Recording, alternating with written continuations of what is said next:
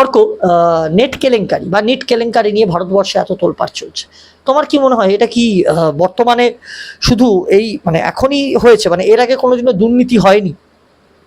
সবার আগে বলি যে এই নিট কেলেঙ্কারি বা নেট কেলেঙ্কারি আজকে এই বর্তমান কেন্দ্র সরকারের আমলে এটা সবার সামনে মিডিয়ার মাধ্যমে এসছে বলে আপনারা জানতে পেরেছেন যে এই কেলেঙ্কারি হয়েছে। এবং আমি বলি আমাদের বর্তমান কেন্দ্র সরকারের যিনি শিক্ষামন্ত্রী ধর্মেন্দ্র প্রধানজি, উনি বলেছেন যে তেজস্বী যাদবের বিহারে যে এই যে আত্মসহায়ক যে এই কাজগুলো করেছে তার বিরুদ্ধে তিনি যথাযথ স্টেপস নিচ্ছেন এবং নেবেন ভবিষ্যতে, এবং সেটা তিনি দায়ও নিজে স্বীকার করছেন এবং তিনি নিজের দায়িত্ব স্বীকার করছেন। এবং না না অর্ক, কেন্দ্র একদমই আমরা দেখেছি তেজস্বী যাদব যে ইন্ডি জোটের নেতা, তার আত্মসহায়ক যোগ পাওয়া যাচ্ছে। কিন্তু এই যে ধর্মেন্দ্র প্রধানজি, উনি সরাসরিভাবে যুক্ত না থেকে উনি কিন্তু শিক্ষামন্ত্রী হিসেবে তিনি কিন্তু দায় এড়িয়ে যাননি, তিনি কিন্তু নিজেই রাজধর্ম পালন করতে আমরা দেখেছি। তিনি বলেছেন যে হ্যাঁ আমি দায় নিচ্ছি, কিন্তু যারা দোষ করেছে তারা কঠোর শাস্তি পাবে। কিন্তু এই রাজ্যে যে শিক্ষা দুর্নীতি হয়েছে, কই সেখানে কি তুমি রাজ্য সরকারের কোনো মন্ত্রীকে বা মুখ্যমন্ত্রীকে কখনো দায় নিয়ে বা এই যে দুর্নীতির দায় স্বীকার করতে দেখেছো? এটাই হচ্ছে সব থেকে বড় হচ্ছে আমাদের একটা প্রবলেম এখানে, যে অন্যান্য রাজ্যকে দেখে আমরা কপি করি, তাদের বুলডোজার দেখলে আমরা এখানে বুলডোজার চালাই। কিন্তু এই যে শিক্ষামন্ত্রী, কেন্দ্রীয় শিক্ষামন্ত্রী যে এত সুন্দর একটা স্টেপস নিয়েছে এই প্রবলেমটাকে সলভ করার জন্য, আমাদের মুখ্যমন্ত্রী কি সেটা নিতে পারছেন? আমাদের যে রাজ্যের আমাদের শিক্ষামন্ত্রী তিনি জেলে বসে আছেন, তার বিরুদ্ধে যে এত কেলেঙ্কারি, তার সময় শিক্ষাতে এত দুর্নীতি, তার বিরুদ্ধে মুখ্যমন্ত্রী মাননীয় আপনি কি করছেন? আপনি দয়া করে অন্য রাজ্যকে দেখা বন্ধ করে নিজের রাজ্যের দিকে একটু তাকান।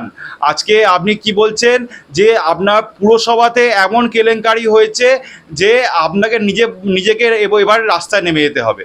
মানে ভাবুন কোন জায়গায় এসে গেছেন আপনি। না, উনি তো বলছেন যে বিধায়করা, বিধায়কদের নাম করে উনি বলেছেন কাউন্সিলররা যদি জড়িত থাকে অ্যারেস্ট করতে হবে।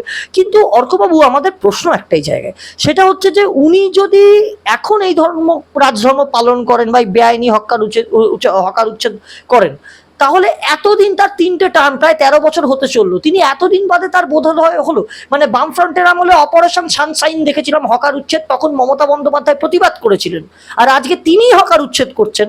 এবং তারই যারা নেতারা, লোকাল নেতা বা কাউন্সিলর বা পুলিশ প্রশাসন এই সরকারের, তারাই তো বসতে দিয়েছিল এই হকারদের, তাহলে সেটা কি তিনি জানতেন না? সব থেকে প্রথমে বলি এই হকার কারা?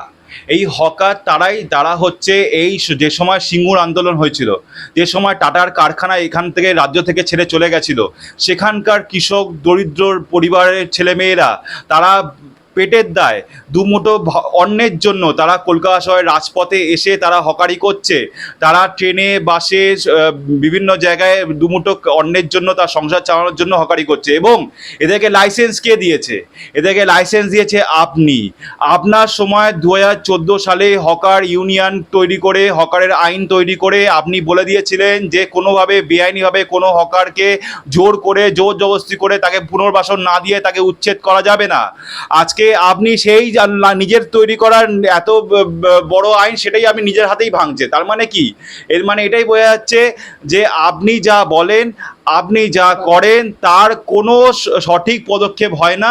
আজকে আপনি এক কথা বলেন, কালকে আপনি আরেক কথা বলেন, এবং পরশুদিন আরেক কথা কাজ করেন। আচ্ছা, একটা কথা বলুন, এই যে বিরোধীরা মণিপুর নিয়ে এত কথা বলছে, কিন্তু আমরা তো দুদিন আগে দেখলাম এই রাজ্যে, সেখানে একজন মহিলাকে দেখা যাচ্ছে বিভিন্ন চ্যানেলের মাধ্যমে, যে একজন মহিলা সে শাসক দলের বিরুদ্ধে রাজনীতি করে, মানে সে বিজেপি করে, সম্ভবত বিরোধী রাজনৈতিক দল করে, তার অপরাধে আজকে সেই রোশনারা তাকে নগ্ন করে হাঁটালো এই দুষ্কৃতীরা, শাসক দল দেখেও চুপ।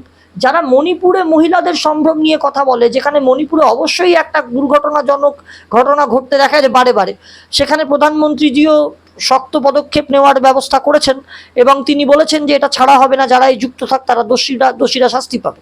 সেখানে মুখ্যমন্ত্রীকে কোনো স্টেটমেন্ট বা দিতে দেখা গেল না, শুধু তাই না, কোনো স্টেপও নিতে দেখা গেল না।